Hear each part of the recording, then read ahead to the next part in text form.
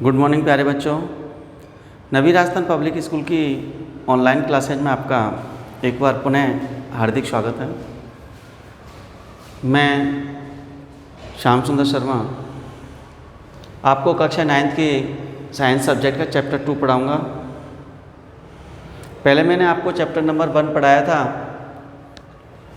और अपनी तरफ से पूरा प्रयास किया था कि आपको समझ में आए, और आपसे एक रिक्वेस्ट भी की थी बेटा मैंने कि मार्केट में बुक आ चुकी हैं, सिलेबस चेंज हुआ है, पुरानी बुक्स नहीं लें, नई बुक्स आई हैं, मार्केट में उपलब्ध हैं तो आपको परचेज कर लेनी चाहिए।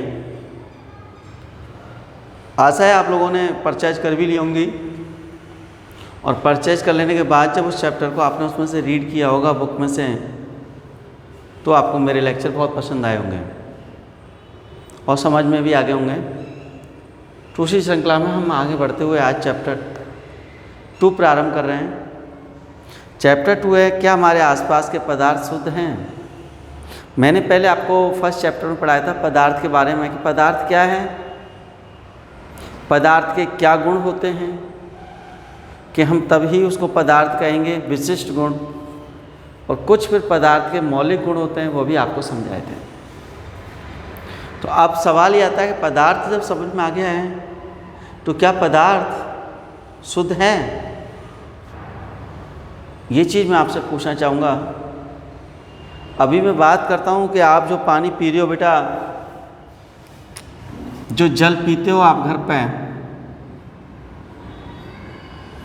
चाहे वो आरओ का पीते हो, चाहे बीसलपुर का पानी पीते हो, या घर में बोरिंग की हुई मशीन का पानी पीते हो, क्या ये जल शुद्ध है।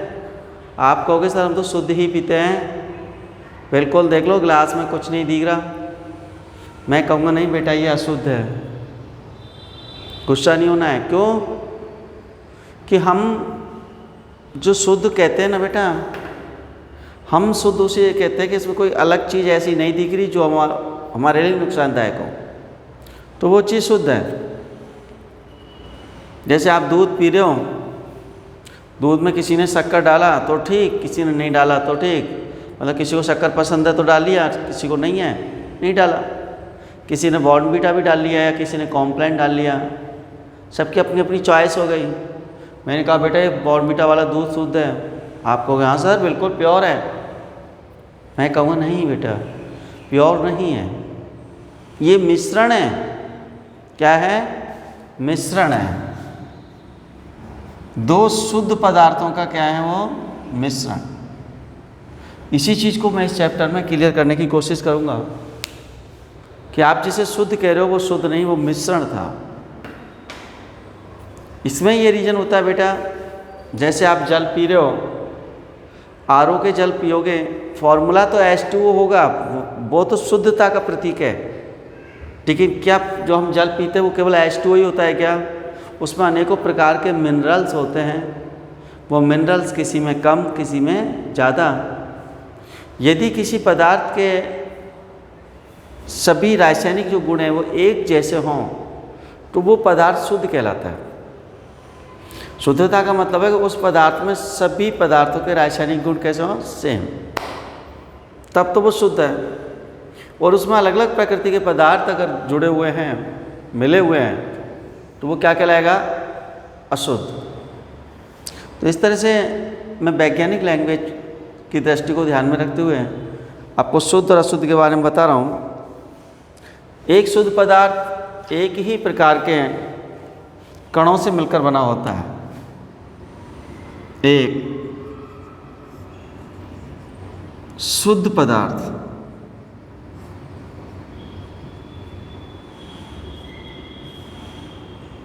एक ही प्रकार के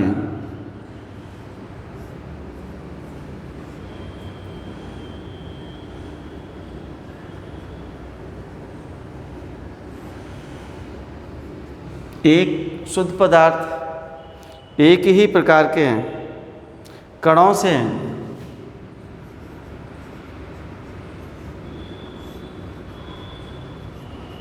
मिलकर बना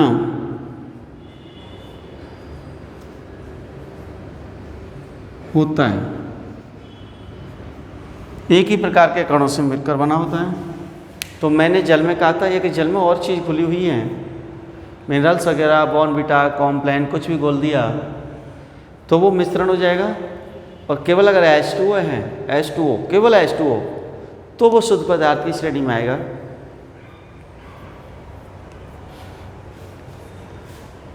जबकि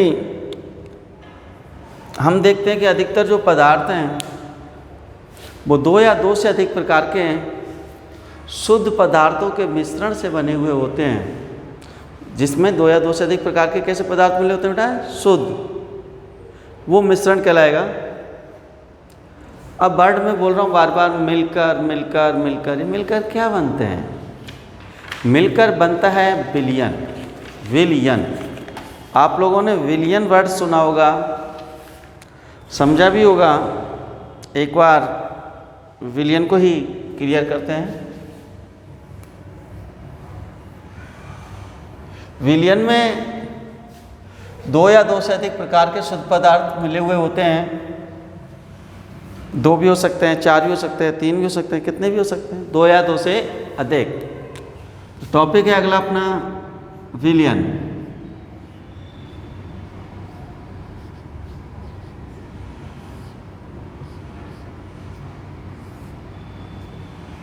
ये 2 या 2 से अधिक प्रकार के शुद्ध पदार्थों का सममांगी मिश्रण होता है। सममांगी का मतलब समान रूप से मिले हुए हैं, जिनको हम साधारण विधि छानकर या नॉर्मल विधि के द्वारा अलग नहीं कर सकते हैं और दिखाई भी नहीं देते, बिल्कुल मिक्स हो जाते हैं। तो विलयन 2 या 2 से अधिक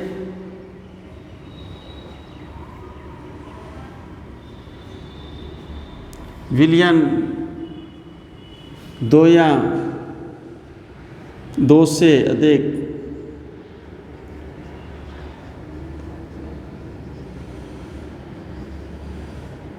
विलयन 2 या 2 से अधिक पदार्थों का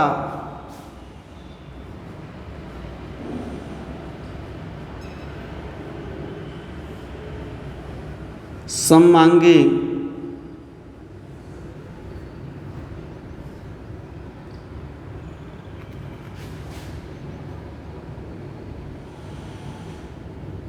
मिश्रण होता है।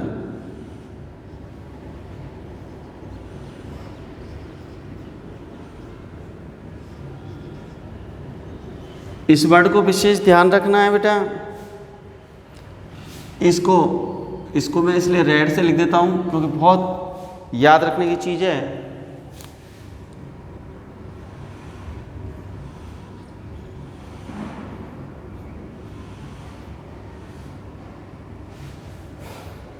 सममांगी का मतलब समान रूप से मिला हुआ, पूरी तरह से डिजॉल्व हो जाए। जल को जल में घोल दो, जल को जल में, यानी द्रव का द्रव के साथ हो सकता है, गैस का गैस के साथ हो सकता है, ठोस का ठोस के साथ हो सकता है, गैस का ठोस के साथ भी हो सकता है, गैस का द्रव के साथ भी हो सकता है ना। उसी तरह ठोस का ठोस के साथ है, गैस के साथ भी हो सकता है, द्रव के साथ भी हो सकता है। गैसों का तो आपने वायु पढ़ाई है, जो मिश्रण होता है, इसमें हमें अलग अलग वायु दिखाई नहीं देती। अभी जैसे आप जिस रूम में बैठे हो, देखो आपकी तरफ चारों तरफ वायु है, चारों तरफ वायु देख लो आप, तो आप पहचान के बता दो कि ऑक्सीजन का कण कौन सा है और नाइट्रोजन का कण कौन सा है। लेकिन नाइट्रोजन और ऑक्सीजन तो प्रचुर मात्रा में है ना आपके आसपास, फिर भी आप पहचान के बता दो। आप देखो कितनी भी कोशिश कर लो, कोई सा भी चश्मा लगा लो, नहीं पता ना। हाँ, क्यों नहीं पता? क्योंकि वायु क्या है? एक प्रकार का विलयन ही तो है, मिश्रण जिसे कहते हैं, मिश्रण, सममांगी मिश्रण। ये वर्ड जो यूज किया है सममांगी मिश्रण, इसीलिए क्या है कि अलग अलग दिखाई नहीं देता। आपके घरों में पीतल देखा होगा, पुराने बर्तन पीतल के भी होते हैं। पीतल कोई धातु नहीं होती बेटा, वो मिश्र धातु होती है, जो धातुओं से मिलकर बनी होती है, 2 धातुओं से।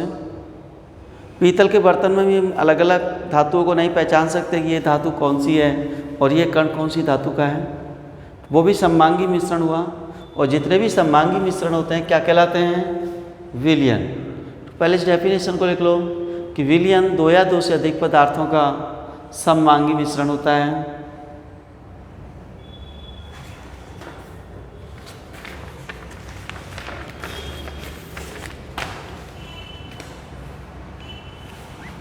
जैसे विलयन के कणों में, विलयन के कणों में, विलयन के कणों में क्या होती है? समानता होती है, समांगिकता, समांगिकता,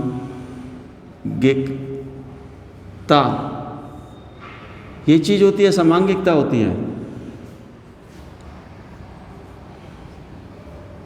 समांगिकता से तात्पर्य बेटा कि विलयन के सभी कण एक जैसे दिखाई देते हैं।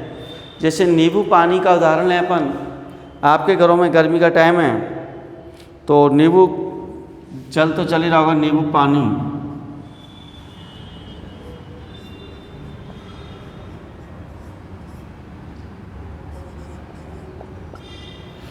तो गर्मी में कोई नींबू पानी अपन घरों में यूज करते हैं। तो इसमें आप क्या देखते हो कि आपकी मम्मी शक्कर भी यूज करती हैं, जल भी यूज करती हैं, नींबू का रस भी यूज करती हैं, और उसमें नमक वगैरह जो भी डालना होता है, XYZ काला नमक वगैरह, वो भी इसमें डिजॉल्व करती हैं और उनको मिला देती हैं। तो क्या उसके बाद आप पहचान सकते हो कि नींबू की बूंद ये रही, पानी की ये रही, शक्कर का कण ये रहा? पहचान सकते हैं? नहीं पहचान सकते, सेम लगता है बेटा। दूसरी बात, जिस बर्तन में आपने बनाया था उस बर्तन में से अलग अलग गिलासों में इसको डाल दीजिएगा तो हर गिलास के नींबू पानी का टेस्ट बिल्कुल सेम होगा। ऐसा नहीं आपकी तरफ अधिक मीठा वाला आ गया, भाई की तरफ अधिक खट्टा गया। तो इस प्रकार से आपने क्या देखा कि जो नींबू पानी बनाया ये कैसा मिश्रण हो गया? सममांगी हो गया। यानी मिलने के बाद जो सारे अवयव थे मिश्रित हो गए और उनको साधारण विधि के द्वारा पृथक नहीं किया जा रहा है। तो ये किसका उदाहरण हो गया? विलयन का। इसी तरह बहुत सारे हैं, जैसे आप कोल्ड ड्रिंक भी पीते हो, कोल्ड ड्रिंक में देखा होगा बेटा, आप जैसे ढक्कन को ओपन करते हो तो एक गैस निकलती है। जैसे आपने देखा तो गैस निकलती है, तो क्या गैस दिखाई देती है क्या? वो तो लिक्विड निकलता है पूरा, जिसमें कौन सी गैस होती है बेटा? CO2। तो वो कैसी घुली हुई थी? सममांगी रूप से, वो भी विलयन होता है। इसमें मैंने अभी आपको एक उदाहरण बताया था बेटा पीतल का। पीतल में क्या होता है बेटा? ठोस का ठोस के साथ मिश्रण बनाया जाता है। मैंने कहा था विलयन के लिए कोई ज़रूरी है दोनों ही लिक्विड हो, दोनों सॉलिड भी हो सकते हैं, लिक्विड भी हो सकते हैं, गैस भी हो सकते हैं। एक लिक्विड एक गैस हो सकता है, एक लिक्विड एक ठोस हो सकता है, अलग अलग होते हैं, वो सारे आपको पढ़ाएंगे। तो सबसे पहले एक जो मिश्र धातु आ रहा था बीच में टॉपिक निकल के, और उसका उदाहरण मैंने बताया था पीतल।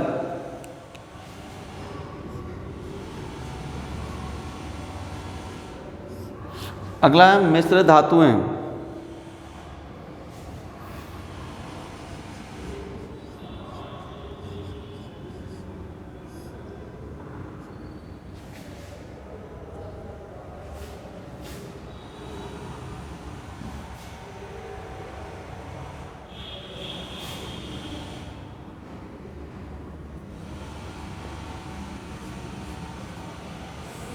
मिश्र धातुओं में क्या होता है बेटा? ये धातुओं के सममांगी मिश्रण होते हैं।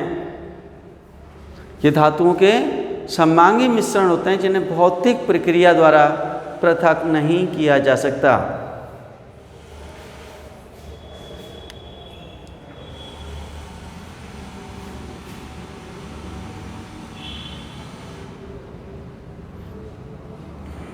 दो या दो से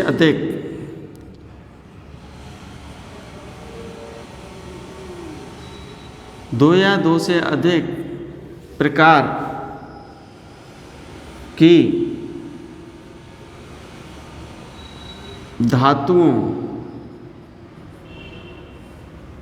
दो या दो से अधिक प्रकार की धातुओं के सममांगी मिश्रण को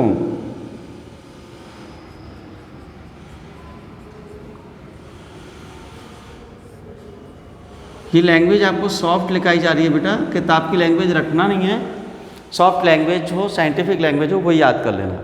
तो दो या दो से अधिक प्रकार की धातुओं के सममांगी मिश्रण को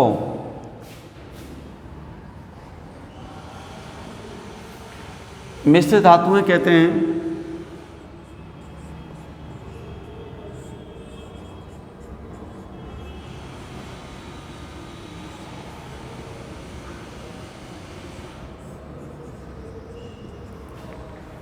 इनके अवयवों को साधारण भौतिक प्रक्रम के द्वारा पृथक नहीं किया जा सकता।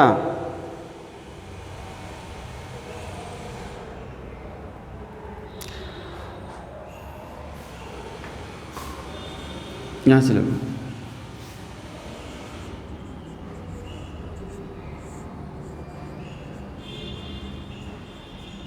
इनके अवयवों को साधारण भौतिक क्रिया द्वारा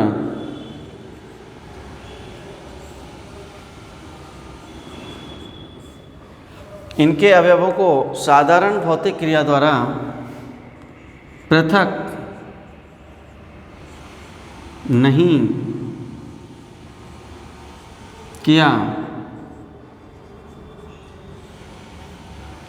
इनके अवयवों को साधारण भौतिक क्रिया द्वारा पृथक नहीं किया जा सकता है। अलग अलग पृथक नहीं किया जा सकता है। उदाहरण की बात करते हैं तो उदाहरण में आ जाएगा बेटा पीतल।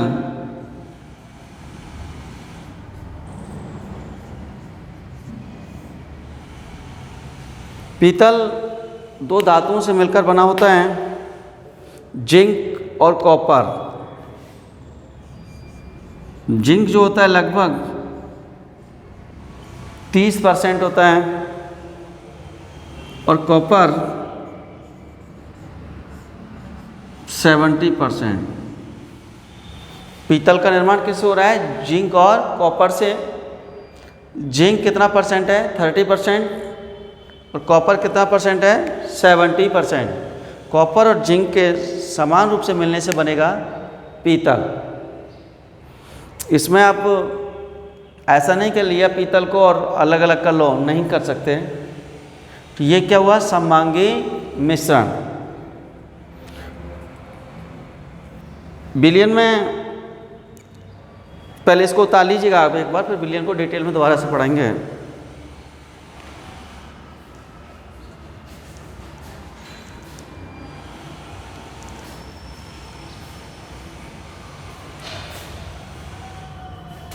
आप लोगों ने इसको उतार लिया होगा बेटा। इसके बाद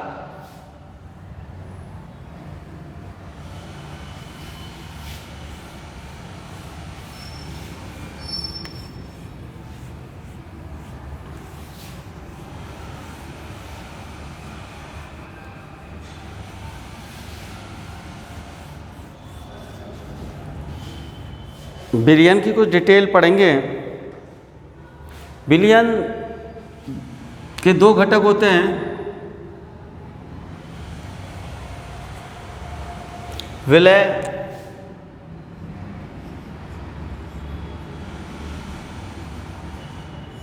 और एक होता है विलायक।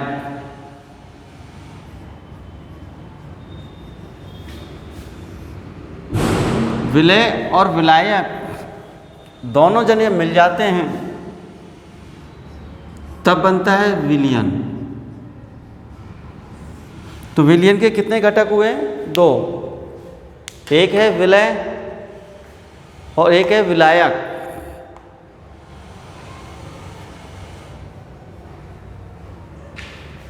विलय की मात्रा क्या होती है? कम।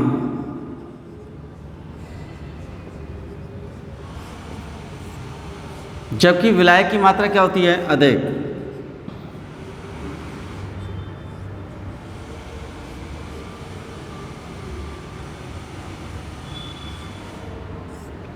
यानी विलयन में जो पदार्थ कम मात्रा में है उसको विलय कहेंगे, जो अधिक मात्रा में है वो विलायक होता है। मात्रा के आधार पर ही विलयनों के प्रकार बदल जाते हैं। हम लोगों के दिमाग में क्या रहता है कि यार विलियन कह रहा है तो इसका मतलब हर चीज़ को पानी में घोलो, पानी हमेशा क्या रहेगी, विलायक, है ना। जबकि ऐसा असत्य है।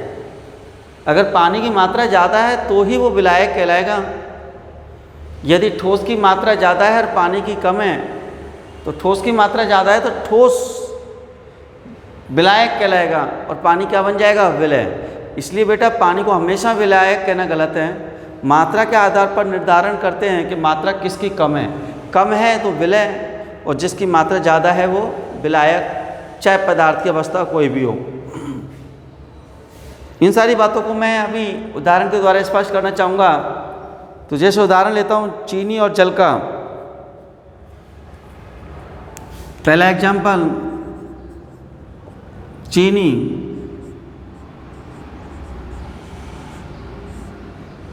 ये वो चीनी नहीं है जो आज भारत के साथ झगड़ा कर रहा है। मैं उन चीनियों की बात नहीं कर रहा। मैं कौन सी चीनी की बात कर रहा हूँ, शुगर, जो हम घर में खाते हैं, मीठा लगता है। चीनी प्लस जल। यदि हम एक बड़े कटोरे में जल ले लेते हैं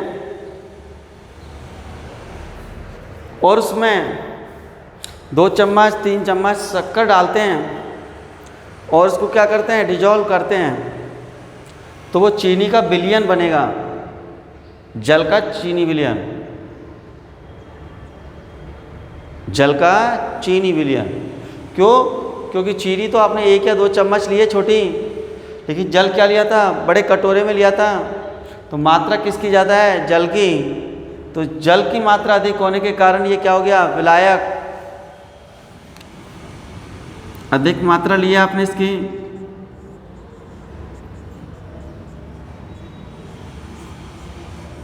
तो ये क्या कहलाएगा बेटा, विलायक।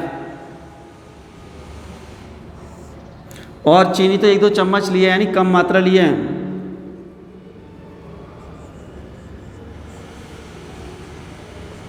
और इसकी कम मात्रा लिया इसलिए ये क्या कहलाएगा, विलय। विलय यानी घुलने वाला, और विलायक मतलब घोलने वाला।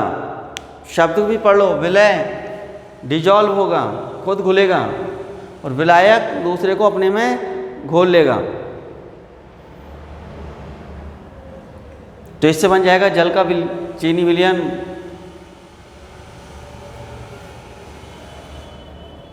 इसी तरह से टिंचर आयोडीन आपने नाम पढ़ा होगा, टिंचर आयोडीन। उसमें देखिएगा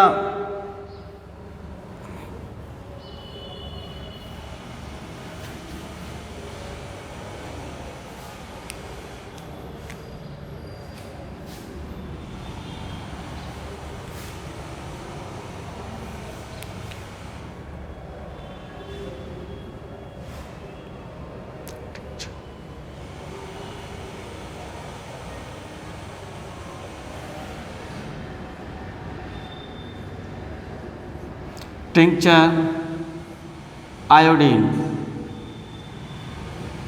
ये भी विलयन होता है। इसमें क्या क्या चीज़ मिली होती है, एक होता है आयोडीन और एक होता है एल्कोहल। आयोडीन को किस में घोला जाता है, एल्कोहल में।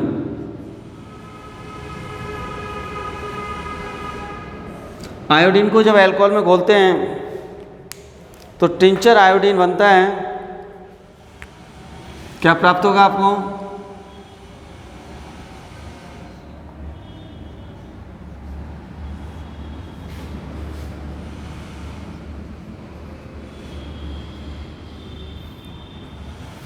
इसमें आयोडीन जो है बेटे क्या है, वो विलय। ये क्या होता है, विलायक, क्योंकि इसकी मात्रा क्या होती है, अधिक। और ये क्या प्राप्त हो गया आपको, विलयन। तो टिंचर आयोडीन भी क्या है आपका, विलयन है। इसी तरह आप सोडा पीते हो, कोक वगैरह है, ये सभी विलयन के उदाहरण हैं। इनमें CO2 गैस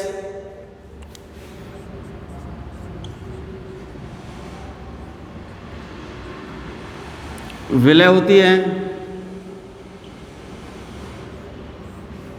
और जल विलायक होता है, क्योंकि जल की मात्रा ज़्यादा होती है और गैस की मात्रा क्या होती है, कम।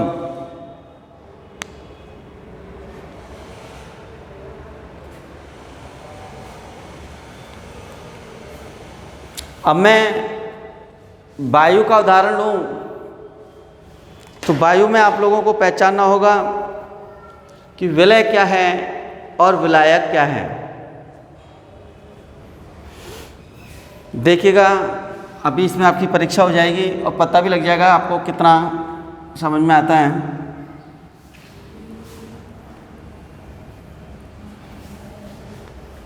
क्योंकि वायु मिश्रण है, उसमें अनेकों प्रकार की गैसें पाई जाती हैं, तो आपको पता होना चाहिए कि मात्रा के आधार पर हम किसे विलय कहेंगे और किसको विलायक। मैं आपको खुद की प्रैक्टिस के लिए दूंगा, फिर नेक्स्ट लेक्चर में क्लियर कराऊंगा। इससे पहले मैं आपको दो चीज़ क्लियर करा देता हूँ। डेफिनेशन विलय,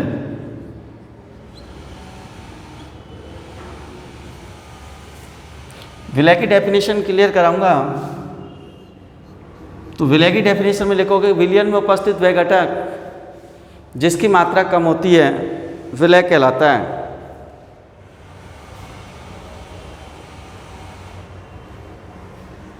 विलयन का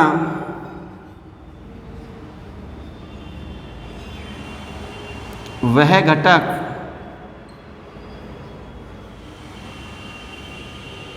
विलयन का वह घटक जो विलायक में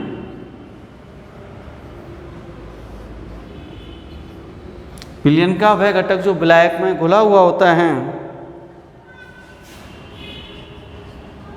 घुला होता है, विलय कहलाता है।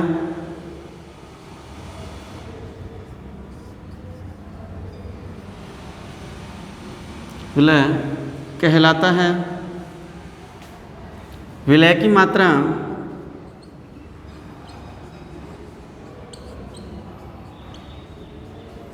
विलयन में कम होती है। इसके विपरीत एक और आता है विलायक।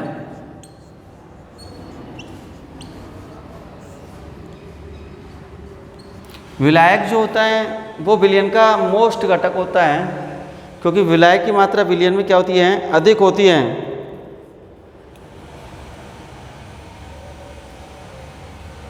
तो विलयन का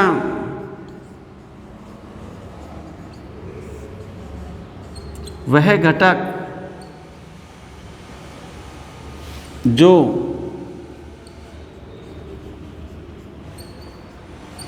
विलयन का वह घटक जो अधिक मात्रा में पाया जाता है,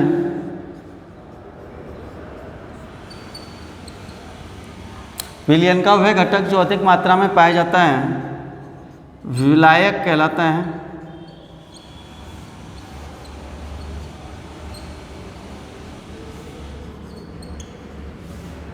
इसको आप उतार लीजिएगा एक बार।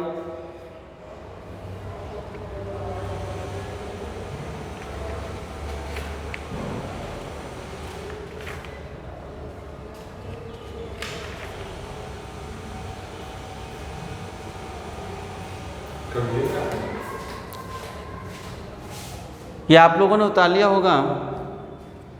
इसके बाद आज जो आपने इस लेक्चर में पढ़ा बेटा और कितना ज्ञान अर्जित हुआ, उस आधार पर मैं आपको कुछ क्वेश्चंस दूंगा बेटा, जिनको आप ईमानदारी से हल करने का प्रयास करेंगे।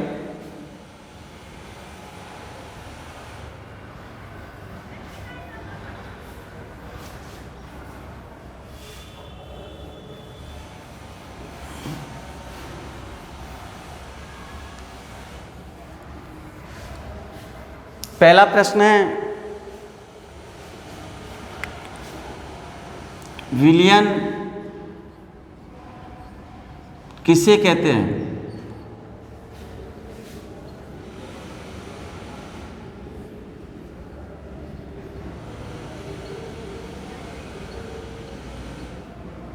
एक दूसरा, वायु में अपन को विलय और विलायक दोनों पहचानने हैं। वायु में विलय तथा विलायक बताइए।